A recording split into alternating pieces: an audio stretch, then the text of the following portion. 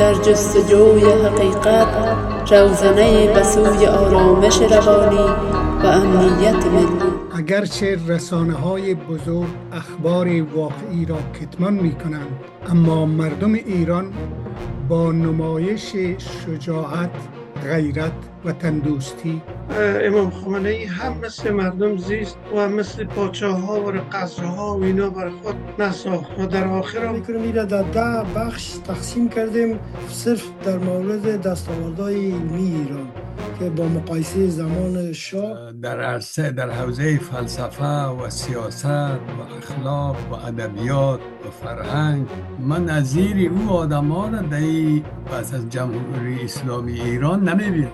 اینا فکر میکنم بحث بسیار کلان است. اگر به حوزه بحث مشخص نکنیم فکر کنیم که ما به جای نمیرسیم. شما در یک مورد فناوری که بسیاری آدم ها مسلک شده 5 شبانه روز اگر گپ بزنیم ما به جای نمیرسیم. شتاب علمیش از لحاظ کیفیت از کشور اتریش، سویدن و سوئیس هم شتابشان بیشتر بوده. رادیو کتاب متعهد به بی‌طرفی رسانه‌ای، همگام با نویسنده‌ها و همسو با حقیقت. با سلام و عرض خوش آمدید خدمت بیننده های رادیو کتاب. اگرچه رسانه های بزرگ اخبار واقعی را کتمان می کنند، اما مردم ایران با نمایش شجاعت، غیرت و تندوستی با تکیه به فرهنگ غنی و تمدن سازشان در خیابان‌های ایران نمایش عظیم ضد جنگ و تجاوزگری برپا می‌دارند. امروز 23 ماه ثور 1405 رادیو کتاب وبنار مقایسه پیشرفت‌های علمی در ایران قبل و بعد از انقلاب اسلامی را دایر نموده. به آن امید که جنگ دوستان و خامخیالان متوجه واقعیت امر شوند و باعث تداوم خونریزی بیشتر نگردند. لازم است برای این دسته از ایرانیان تحلیل جرمی بوئین سردبیر بین المللی BBC را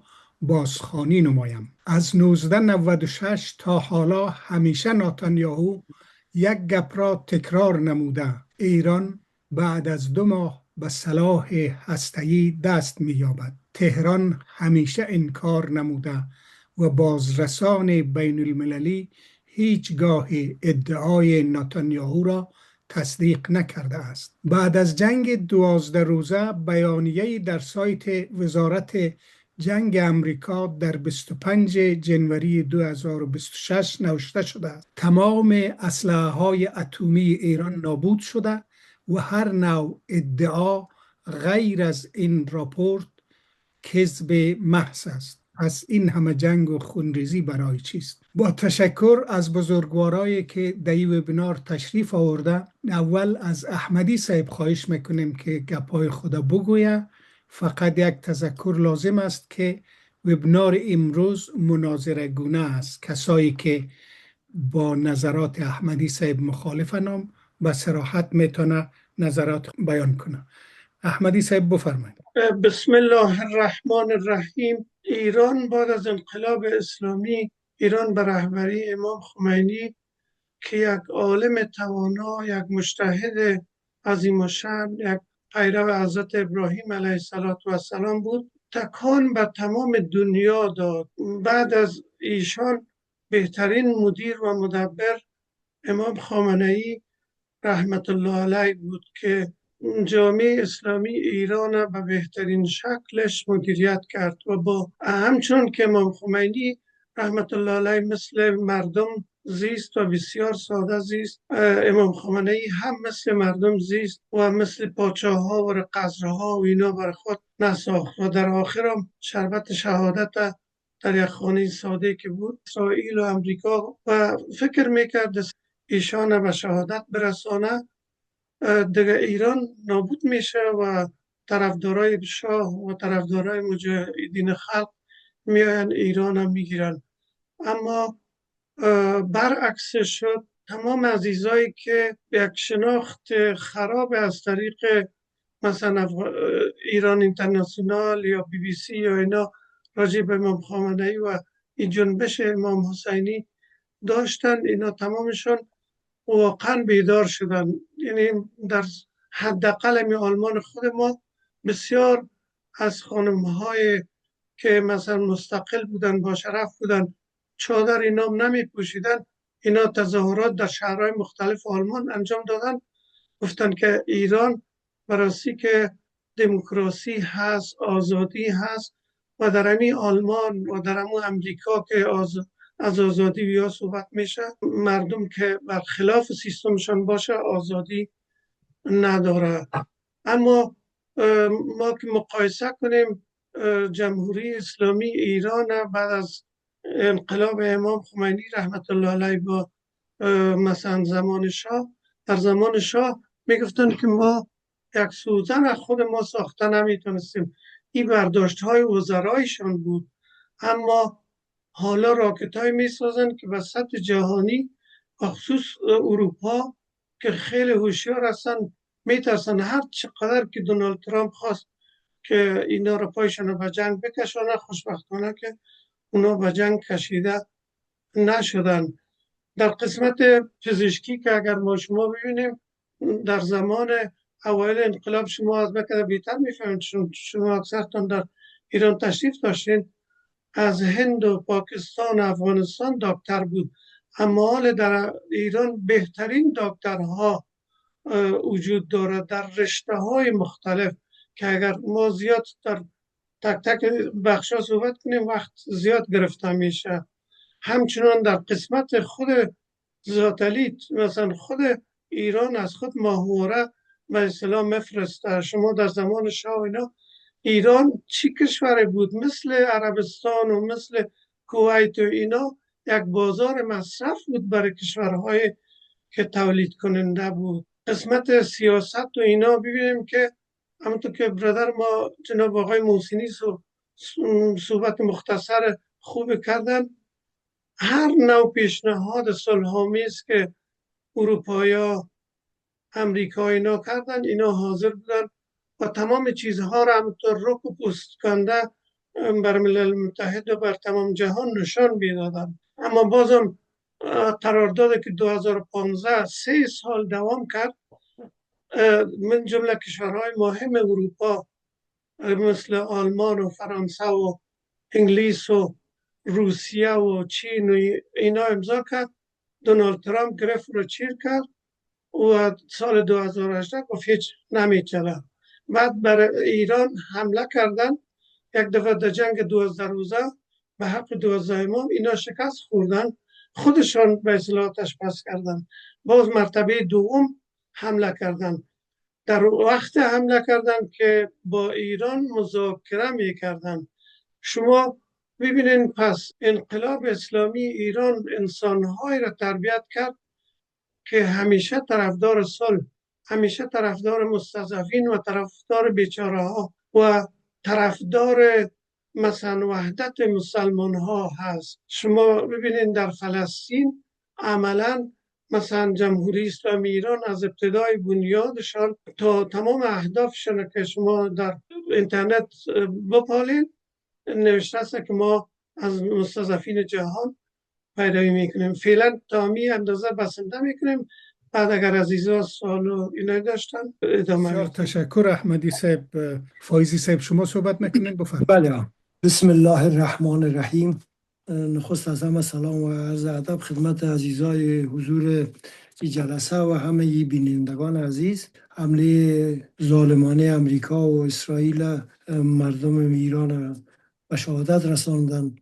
رهبر ایران، سران قوا را، افسرهایشان را محکوم میکنم و یک جیب دستاوردهای ایران مسائل علمی بعد از انقلاب جمهوری اسلامی. فردوسی میگه تو را دانش و دین رهاند درست، در رستگاری ببایدت جست، به دانش فزای و به یزدان گرای که او باد جان تو را رهنمای. نخست از همه ما شروع میکنیم این را در 10 بخش تقسیم کردیم صرف در مورد دستاوردهای علمی ایران که با مقایسه زمان شاه بعضا برشته‌ای است که اصلا در اون زمان نبوده. اول شروع میکنیم از دستاوردهای علمی و فناوری. شروع میکنیم فناوری نانو تکنولوژی. جدید است، ایران با تولید 40,000 مقاله علمی و پژوهشی رتبه 7 جهان و رتبه اول در بین منطقه به خود اختصاص داده و حالا جایگاه ایران در نانو تکنولوژی در سطح جهان یک درجه دیگه بالا رفته که به درجه 6 رسیده. این کدام موارد قابل استفاده؟ فایزی صاحب جان، خیلی تشکر از زحمت شما. امی نانو تکنولوژی را یک توضیح برای بیننده ها بدین. نانو تکنولوژی یعنی چی؟ علم و مهندسی درک و کنترل ماده در مقیاس اتمی و مولکولی تو از 1 تا 100 نانومتر، یعنی خیلی کوچک و میکروسکوپی که شاید با میکروسکوپ‌ها و وسایل عادی قابل تحقیق نباشه. این فناوری با تغییر ساختار مواد در ابعاد بسیار کوچک ویژگی فیزیکی و شیمیایی جدید را ایجاد میکنه. یعنی موادهای کیمیایی و بیولوژیکی را بسیار در سطح اتمی و مولکولی تحقیق میکنن که با تغییرات در فناوری که در ساختار این مواد میاره یک مواد شیمیایی یا بیولوژیکی جدید ایجاد میکنن. با تولید مواد و دستگاه و سیستم های نوآورانه در کاربردهای صنعتی، پزشکی و الکترونیکی قابل استفاده است. یعنی هم به تداوی استفاده میشه پزشکی و هم به مسائل صنعت و هم در مسائل الکترونیکی. این کاربرد از ایران برای تولید و صنعت شرکت‌های در ایران در زمینه نانو تکنولوژی فعال بوده. بسیار شرکت‌های خصوصی هم است که در زیر کنترل دولتی محصولات نانو تکنولوژی رو تولید میکنن و پژوهش آموزش نهادهای عمده از این که در ایران است به نام ستاد توسعه نانو سیستم جامع آموزش فناوری نانو تکنولوژی است.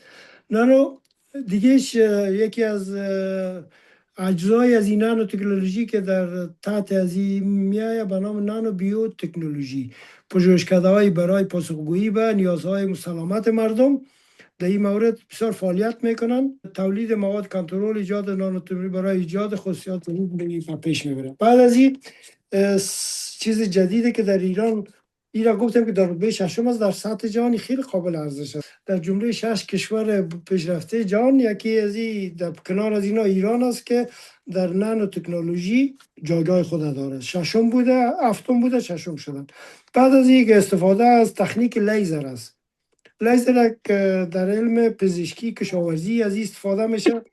مثلا بعضی غده ها و دانه هایی را که در قسمت اعضای بدن است، این توسط لیزر به بسیار تکنولوژی جدید این از بین میبرن یا بعد کشاورزی. این از سال 1377 در ایران به کار گرفته شده. این بسیار سابقهش در ایران کم است، یعنی تقریبا بعد از انقلاب 20 سال بعد از انقلاب شروع شده و تا بالا این در فاصله 28 سال ایران در منطقه جایگاه اول داره و با دستیابی لیزر پرتوان یعنی تا 10 کیلووات ایران جایگاه جزء 5 کشور جهان است. یعنی خیلی یک گپ پرارزش است. این 5 کشور ایش من ندیدم کدام کشور باشه. خب باید کشور پیشرفته مثل امریکا و روسیه و انگلیس و فرانسه و اینا باشه. یکی از هم در تولید لیزر پرتوان تا 10 کیلووات ایران جزء 5 کشور جهان است. خب میایم بعد از این به هوا و فضا. بعد 10 بخش میره چی کردیم که هر کدومش به صورت تکانم نباشه، با جزئیات نرفتیم، اما کلیات چه بیان کردم. اگر دوستای سوال داشتن خودشون میتونن دوباره تکرار کنم در اینترنت، در کتابخانه ایران میتونن سرچ کنن بپولن در جزئیاتش برسن. اگر اشتباهی شده برام تذکر بدن، ایشان تشکر میکنم. حالا میرسیم در بخش هوا و فضا. این در مورد موفقیت در طراحی، ساخت و پرتاب ماوراها و کاوشگری های با تولید بومی ایرانی بسیار خیلی مهمه. یعنی ایران اولین نگاه کشور اسلامی است. منطقه گفتن نمیتونیم، برای که قبل از ایران در منطقه هندوستان موارد داشتن، منطقه اگر بگویم روسیه داشتن، چین داشت، ولی در بین کشورهای اسلامی اولین کشوری است که موارد در فضا میفرسته. دستگاه ایستگاهش در روی زمین است، از پایین رهبری میشه، معلوماتایی را که میگیره و بخشای علمی انتقال میتن و این ماورا یکی دوتا هم نیست، ناماش خیلی زیاد است. یکیش امید است، یکیش خیام است. یعنی در سالهای 10-15 سال آخر حدود 10-8-9 ماوری است که ایران به فضا پرتاب کردن. دوستایی که به این علاقه دارن میتونن در اینترنت ببینن اسمایش، تاریخایش، همگیش ثبت شده در دنیا. و از همگی جالبتر است که ایران کاملا بومی است، هم تکنیکش، هم موادش، هم انجینیریش، همه چیزش ساخت مهندسین و انجینرهای ایران است. تنها یک ماوره آخره که ایران او را جور کرده بود، ساخته بود، هم راکت کور در فضا منداخت پیش از این حمله امریکا به ایران. یک ماوره را با کمک راکت فضایی روسیه به فضا پرتاب شد، ولی دیگه تکنیکش کل شد. پیش از او هم راکتاش هم خود ایران ترتیب میکردن به فضا روان میکردن. ایران در این تکنیک تکنولوژی خود رتبه هفتم جهان داره. یعنی در منطقه خونیده که بین کشورهای اسلامی جایگاه اول، یعنی کاملا بومی است. یعنی تو نیست که انجینرهای چین یا روسیه یا کره شمالی یا کشورهای هند یا کشیدگی آمده کمکشان کرده باشه. کاملا طراحیش، انجینریش، موادایی که اینا ساختن با جزئیاتش، با سافت‌ویرش، هاردویر، همه چیزش خود ساخت خود انجینرها و مهندسای ایرانی است. و در سطح در بین کشورهای اسلامی اول است و در جهان هفتم است. خیلی پرارزش است. یعنی فکر کنین در کنار امریکا، روسیه، چین، فرانسه و کشورهای دیگه، اروپایی، ژاپن، استرالیا، ایران هفتم است. خیلی پرارزش است. خب بعد از پیش بریم دیگه. این فناوری فضایی امانه فایزی صاحب، بله که سایرین هم نوبت بتیم. شما امین چرا من مسائل علمی رو خلاص میکنم، خیلی مهم است. باز چهارم به شما نوبت میتیم صاحب. شما چهارم گفتین، از پنجم باش شروع کنیم. درست است. امین نایل صاحب شما دست بالا کرده بودین، بفرمایید. ما در برنامه قبلی هم گفتم که در حوزه فلسفه و سیاست و اخلاق و ادبیات و فرهنگ من نظیر او آدم ها را پس از جمهوری اسلامی ایران نمیبینم. اگر بعضی کسایی هم که هستند دمو دوران 50-60 سال پیش در حوزه دین و اخلاق و مذهب هم که بودن، در دوره پیش از جمهوری اسلامی هم و به کمال و برش رسیده بودن.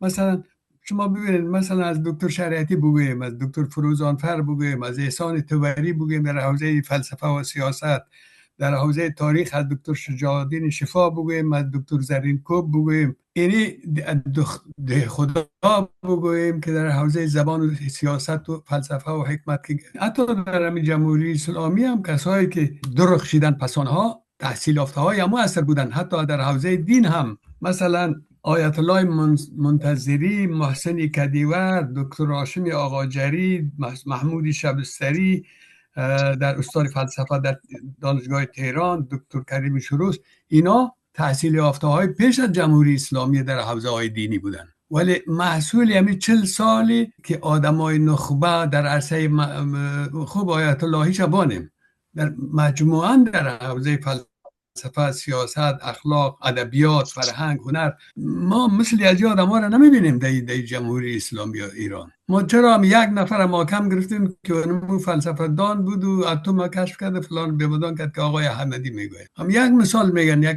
دو سه تا دیگه هم که بگن بهتر میشن به نظر من. شما یک مثال به من نشون بدین.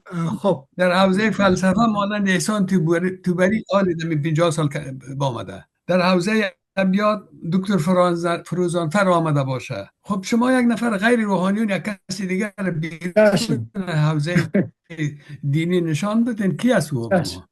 خب به اونجا میرسیم. فایزی صاحب همین سوال ابراهیمی صاحبم بگیریم، بعد شما بفرمایید. سلام مجدد خدمت همه عزیزایی که در بحث بسیار جالب و علمی تشریف دارن. من پیشنهادی و مصری سری هسته که اگر ما بیم که طور بخش‌های مختلف وارد شد، فکر کنم که در جای نرسیم. برای که هر بحثی که ما در حوزه علمی میکنیم او باید مشخص باشه که ما در رابطه جامعه شناسی گپ میزنیم، فلسفه گپ میزنیم، صنایع گپ میزنیم.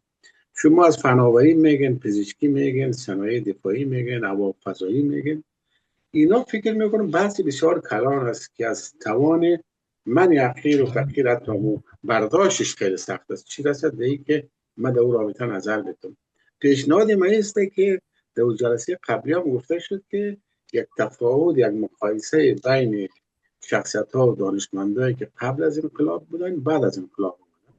ولی فرض میکنیم ما میشه بسیار مثال ساده داریم دوستایی که امروز در رسانه‌ها، آقای عزیزی رو ما به اسمش گوشتیم که در امریکا به زندانی است. او یک جامعه شناس بسیار لایق جوان که تربیت شده دوره انقلاب است و از شریعتی و کریور و گنجی و طباطبایی و مطهری و مصدق و خانواده مشهور دیگه که بازرگان، این شخصیت هایی بود که در هم پیش از انقلاب به تحصیلات عالی رسیدن و هم بعد از انقلاب تحصیل یافت داشتن. اگر به حوزه بحث مشخص نکنیم فکر کنیم که ما به جای نمیرسیم. شما در یک مورد فناوری که بسیاری آدم‌ها مسلکش نیست 5 شبانه روز اگر گپ بزنیم ما به جای نمیرسیم. خب اجازه بدین ابراهیمی صاحب ما توضیح بتون. معذرت فایزی صاحب، امی عنوان ما بدل کردم به خاطر ازی بدل کردم که وقتی پیش خود فکر کردم مثلا بازرگان، سروش، شریعتی، مطهری، آیت الله طالقانی و خیلی از بزرگای دیگه، اینا محصول سالها زحمت و فرهنگ بود، اما از عمر جمهوری اسلامی 48 سال میگذره. قیاسی نمیگه پا مشکل بود. مثلا از شخصیت هایی که شما هم نام بردین، نایل سید هم نام برد، محسن کدیور دقیقا محصول جمهوری اسلامی است. مهندس برق بوده و این ده حوزه رفته، اما از نظر سیاسی با جمهوری اسلامی ایران جور نبوده، آواره شده. به او خاطر ما این بحث گفتم که از ساحه خود ما هم یک کمی بیرون ببریم. در مقدمه هم ذکر کردم که اصلا نمی سرعت پیشرفت در جمهوری اسلامی ایران زیاد بوده یا در دوران شاه. و این گپای را که شما پیشنهاد کردین ابراهیمی صاحب، هر کدامش واقعا یک برنامه میخواهد. بسیار پیشنهاد جامع است و این وقتی شیرین تر میشه به نظر من که باز افغانستان و ایران و پاکستان هر ستایش ارزیابی کنیم که از علامه اقبال شروع میکنیم.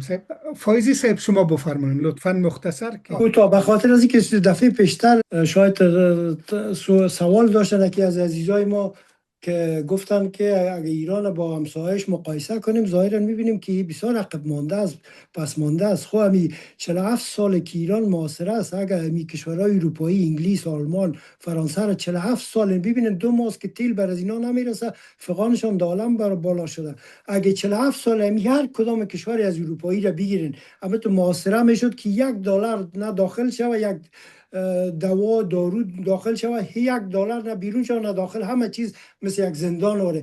باز حال روزی کشورهای پیشرفته رو میدیدیم که به چی حال روز است. حالا ما با وجودی که 47 سال معاصره است، این پیشرفته علمیش میگیم، در جای ادبیات هم میرسیم، در فلسفه هم میرسیم. کلش ما یادداشت کردیم خدمت دوستا عرض میکنم. خب این قسمت هوا و فضا بود که در این چی بود جالب چیز که ایران نه تنها که سفینه به فضا روان میکنه، موجودات زنده هم روان کرده و دوباره ایرا تا زمین که آمده دوباره بازیابی سالم آنها، یعنی اگر بخواه میتونه آدم هم روان کنه. پیش از اون حیوانات چیز روان کردن در فضا و دوباره با آمده که کاملا زنده بوده و از فضا بوده. بعد از این پزشکی و بیولوژی که ایران در تولید دارو تکنولوژی و داروهای ضد سرطانی، واکسینای خاص در مرکز علمی پاستور و سلولای بنیادی، تکثیر سلولای بنیادی در مان سرطان و ضایعات نخایی در جهان در هر رشته خاص از 10 تا 15 درجه را داره.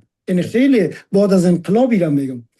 خب کوتاه دیگه شم بریم. انجمنهای این رشته انجمن زیست شناسی ایران است که به نام IBS، این یک آمایش علمی خود هر سال مقاله خود چاپ میکنن. خب زیاد به دیش قبل جزئیات نمیریم، چیزای مهم زیست فناوری و علوم زیستی رو میگیم، باز در فلسفه و شتاب علمی بعداً به فلسفه و اینا میرسیم. زیست فناوری و علوم زیستی حوزه تمرکز شامل داروسازی، کشاورزی، انرژی، محیط زیست، علوم جناوری، گیاهی، بانک های سلول مولکولی، ژنتیک، میکروبیولوژی، بیولوژی، بیوفیزیک، بیوانفرماتیک که در ایران دانشگاه ها دارن و در این رشته اختراعات ایران در بین 20 کشور جهان قابل مقایسه است. کوتاه ایران گفتم. اینا مهم شتاب علمی و دانشگاهی ایران است که بعد از این باز در مسائل دیگه میرسیم.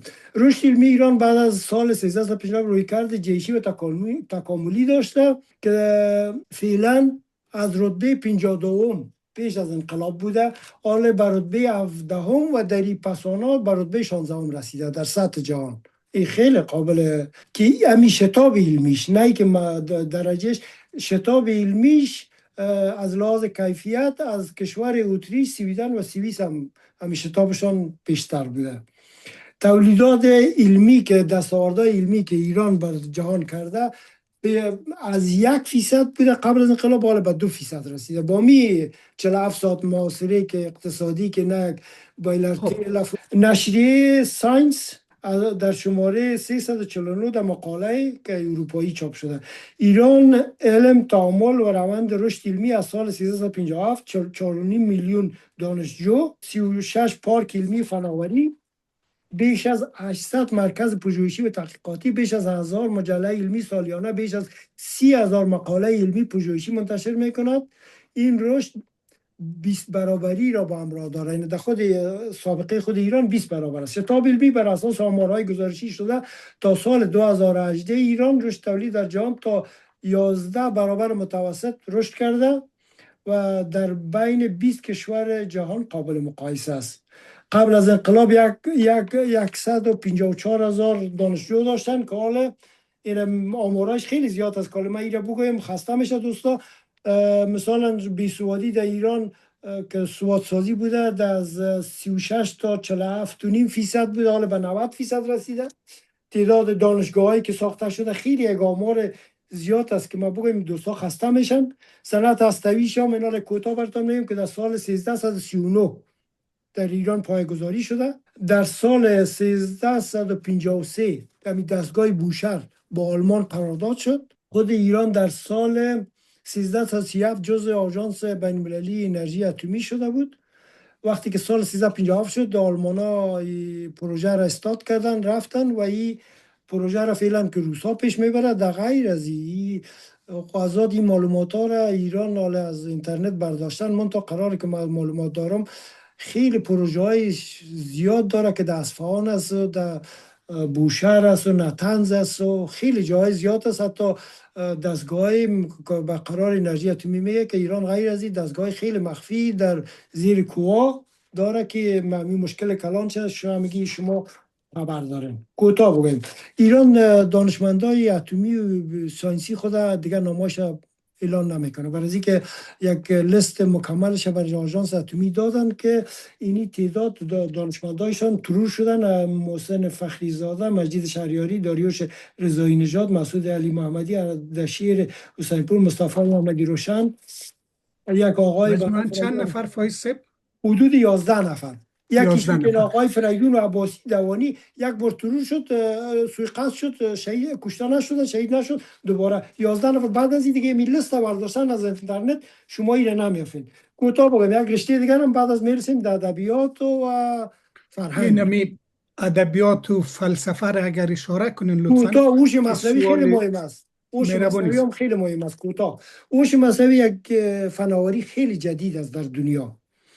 با گزارش‌های بین‌المللی آمادگی هوش مصنوعی IMF، سازمان ملی هوش مصنوعی در ایران از سال 1399 که امسال 1404 است، در کمتر از 10 سال، امسال 1405 است. 1405 گفتم، یعنی که در کمتر از 10 سال ایران در جمع 10 کشور پیشرفته دنیا است در هوش مصنوعی. خیلی مهمه. این خانه هوش مصنوعی ایران امو پلتفرمایی که اینا ساختن به زبان فارسی به نام هوش نو، رخشای روبو و به نام آیل که اینا از این شرکت ها و اینا مثلا با ساختن فیلم ها و تصویرها و همه چیزایی که میتونن از این استفاده میکنن در دنیا. اینا رو میرسیم به فرهنگ. چیز مهمه که نایل صاحب با او علاقمند بودن. خدمتتون عرض کنم در بعد از انقلاب اسلامی چندین دایره المعارف و فرهنگ در ایران ساخته شده. اولش کی را تکرار اگر خواستن که برای کاسته است بگویم تکرار میکنم که اسمایش نوشته کنن بازی در اینترنت و گوگل اینا ببینن یا در خود کتابخانه. اولش فرهنگ بزرگ سخن در 8 جلد ای از فرهنگ زبان فارسی به سرپرستی دکتر حسن انوری. 1. 2. دانشنامه جهان اسلام توسط بنیاد دایره المعارف اسلامی از اوایل دهه 70 شروع به انتشار کرده. این مجموعه جایگاه علمی معتبر داره و در زمینه‌های آموزه‌های تمدن، فرهنگ، دین، دیانت ملل مسلمان، تنها ایران نه، ملل مسلمان از آغاز اسلام تا زمان حال تا 27 جلدش چاپ شده. 27 جلد و این قرار است تا 40 جلد برسه.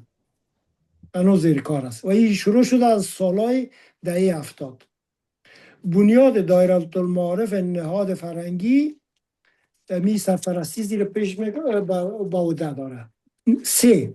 دانشنامه زبان و ادب فارسی اطلاعات ادبی فارسی در قالب مقاله ها در موضوعات رجال، کتاب های ادبی، دستور زبان، اصطلاحات عرفانی، بلاغت، عروض و قافیه، قالب های شعری، سبک های ادبی، شیوه های زبان های فارسی، انواع ادبیات پیش از اسلام نه تنها بعد از اسلامی، اسطوره های ادبی، اعلام شاهنامه فردوسی، آثار ایران شناسانه به سرپرستی اسماعیل سعادت تا حال 6 جلد و در چاپ دوم 12 جلد کوچک و حال 2 جلد دیگر به 12 جلد اضافه شده. این بود 3. 4. فرهنگ نامه ایران تالیف رضا مرادی قیاس آبادی دانشنامه موضوعی درباره فرهنگ و تمدن ایران پیش از اسلام تا پایان قاجار. 5. تاریخ جامعه ایران مجموعه 20 جلدی است. مجموعه 20 جلدی در سال 1394 به تاریخ فرهنگ هنر ایران با نگاه علمی میپردازد. توسط بنیاد دایره المعارف بزرگ منتشر شده است. 6. فرهنگ‌های لغت تخصصی به طور نمونه یکی هم نیست، زیاد است میگن.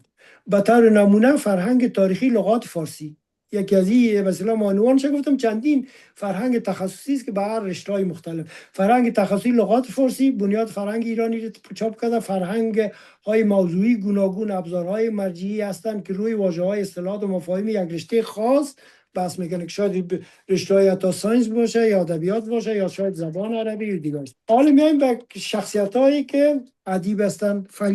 در رشته فلسفه که ما گفتیم، ما در رشته یک روز بحث شد، من فرصت نگرفتم صحبت کنم. ما حدود 6 سال در روی نظریات دکتر سروش تحقیق کردیم. 6 سال.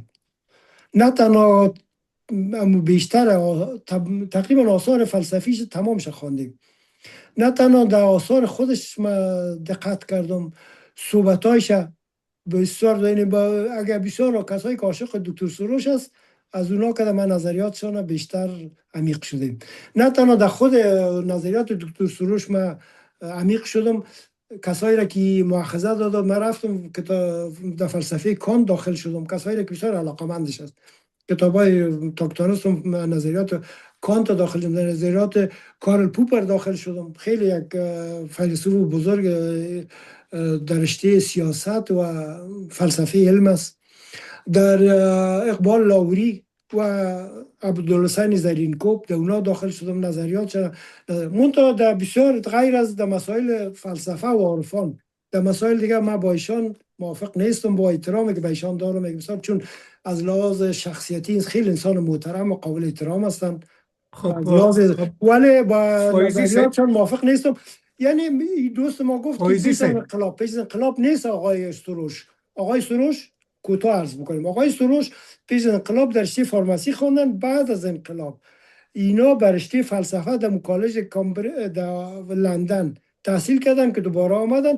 آثار اول انقلابش از یک کتاب جزوه بسیار کوچک داره که فلسفه ملا صدرا را شرح داده.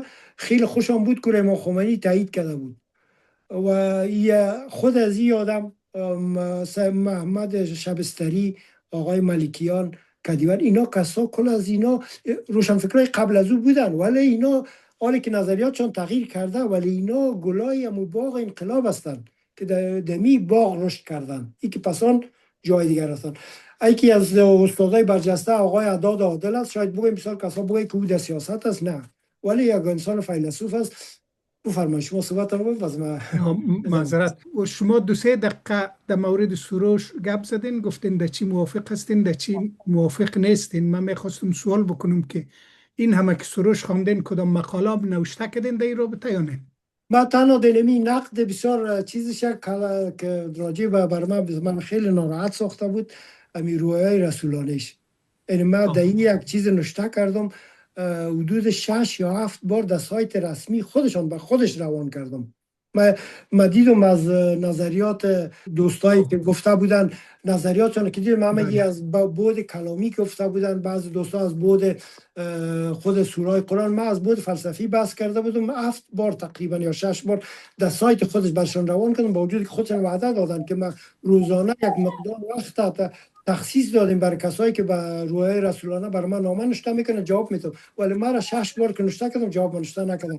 باز من این مقاله خدا یک کپی با پیش خود دارم و این را با فیسبوک چاپ کردم، ماندم که دوستای که هست بخونن، نموت یک نامه بسیار محترمانه برش نوشته کردم. بسیار خوب صاحب، من همینجا یک پیشنهاد دارم فایزی صاحب. به خاطر که مقاله شما هم بازگویی شود، نایل صاحب هم بسیار از علاقمندای پروپاکورس سروش است. فکر میکنم ابراهیمی صاحب هم است، من هستم، عاطف صاحب هم است، فروتن صاحب هم با آثارش آشناست. ما و شما در مورد رؤیاهای رسولانه دکتر سروش میتونیم یک برنامه جداگانه بگیریم. درست است. آقای احمدی بزرگوار دست بالا کرده، شما بفرمایین، ولی نوبت به مخالفین ایج نرسید صاحب. مهربانی احمدی. من میخواستم همین نامش بدون توضیح از فلاسفه بعد از انقلاب یادآوری کنم، چون آقای نایل. چشم. خب اجازه است پیش برم؟ احمدی صاحب میخواه نامه را بگویم. احمدی صاحب، شاگردان مستقیم علامه طباطبایی و امام خمینی، مرتضی مطهری، محمد تقی مصباح یزدی، عبدالله جوادی آمولی، مفسر بزرگ قرآن، مچون که شما میشناسین، یعنی ای در زمان شاه یا همچون نفر نبود، سید جلال الدین آشتیانی، غلام حسین ابراهیمی دینانی. واقعا مثل از یور من یک فیلسوف تا حال ندیدیم، یعنی من نشنیدم. من سخنرانی های از رو هر دفعه 2-3 مرتبه‌ای میشنوم و توصیه میکنم اگر عزیزا بخونن. سید مصطفی محقق داماد، یحیی یسریبی، دیگه اضافه است دیگه، ادامه بتین شما. حالی اجازه بتین فایزی صاحب که نایل صاحب نوبت بتین. نایل صاحب شما میتونین صحبت کنین؟ ما در مورد بله، ما آثار سروش خواندیم، علاقمندش هستم، در کنفرانس ها شرکت کردیم و یک مقاله هم 8-9 سال پیش نوشته کرده بودم در 3-4 صفحه نیم تخته‌ای در یک کنفرانس در لندن آمده بود، درباره یک از بزرگای دین بود گپ میزد. ما در اون کنفرانس باز من مقاله را برش دادم، با دیگه ما توفیق حاصل نکردم که او را ببینیم بگویم که درباره مقاله ما چی میگه، ولی ما او را در فیسبوک و دیگه جا نشر نکردم. ولی دیگه سخنرانی‌هاش ما در فیسبوک نشر کردیم. وقتی که در سخنرانی‌ها شرکت کردیم، در مقاله مورد غزالی بود، در مورد غزالی، امام غزالی کنفرانس داشت، ما در شرکت کرده بودیم بسیار نفرها و ما در اون باره یک چیزی نوشته بودم، باز برش هم را دادم مقاله را خواند. ما باز دیگه ندیدمش که چی گفت چی نگفت، دیگه دنبال نکردم اون گپا را. ولی مد آدم فاضلی هست، مولوی شناس بسیار بزرگی است، مثنوی را به تمام معنی میدانه. خودش یک روز خانه ویدا صاحب گفت که ما 50 سال با مثنوی کلان شدیم و ما بیخی مستغرق هستم در بحر شریف مثنوی. دیگه واقعا میفهمم مثنوی را، من دوستش دارم واقعا. دیگه نظریات سیاسی و گپاش هم کار ندارم، من تا ای که یک مولوی شناس بزرگ است، چی درباره قرآن چی گفته چی نگفته، من در گپاش کار ندارم. علاقه داره و عاشق مثنوی و عرفان مولاناست، من دوستش دارم. من در 4-5 کنفرانسی که در لندن آمده ما شرکت کردیم، حضوری دیدیمش و گپ زدیم. آدم بی بدیلی است واقعا. بله، با اجازه دوستا این قسمت ختم میکنم با یک مؤخره. قسمت دوم با فرمایشات آقای زکی حسینی شروع میکنیم که از استرالیا وارد شده 3 بجه شب است. بعد پیش میریم. بیننده های گرامی، تشکر که تا این لحظه با رادیو کتاب بودین. رادیو کتاب از شما و در خدمت شماست. امیر رقم که متوجه شدین در این برنامه هر کس نظر خودم میگه. غرض رادیو کتاب مقایسه سرعت پیشرفت در ایران بعد از انقلاب اسلامی و پیش از انقلاب اسلامی بود. بعضی دوستا گفتن انقلاب امام خمینی، رادیو کتاب چنین معتقد نیست، چون پشت پرده از این انقلاب مغزهای متفکر زیادی بود غیر از آیت الله خمینی. البته ایشان جا و مقام مخصوص داشت و تفکراتی که این انقلاب ساخت میتونه آدم در مورد از او یک برنامه بسازه و دوستا مطالعه کرده بیاید، در صورتی که علاقمندی باشه که باز بخی از افغانستان باز نمانیم. اما امروز تا حال در قسمت اول ما به مقایسه نرسیدیم، چون هیچ کسی از پیشرفت دوران شاه برای ما نگفته. امیدواریم در قسمت دوم اگر دوستا اطلاعاتی دارن در این مورد بگویه و اگر نداره به خاطر از اینکه بی‌طرفی رادیو کتاب حفظ شوه، کسایی که برنامه را میشنوه میتونن بیاین بگویه. ما نه قصد کوبیدن شاه را داریم، نه قصد بالا بردن آیت الله خامنه‌ای را داریم، بلکه قصد ما آشکار نمودن حقایق است، همان گونه که واقع شده. با سابسکرایب، لایک و پیشنهادتان میتونین رادیو کتاب تقویه کنین در صورتی که لازم میبینین. تشکر. ادبستان، یادآور آداب گفتار و نوشتار درست. درس‌های مختصری از دریای بیکران ادب فارسی. و زودی از رادیو کتاب. رادیو کتاب، نیاز نسل امروز و فردا.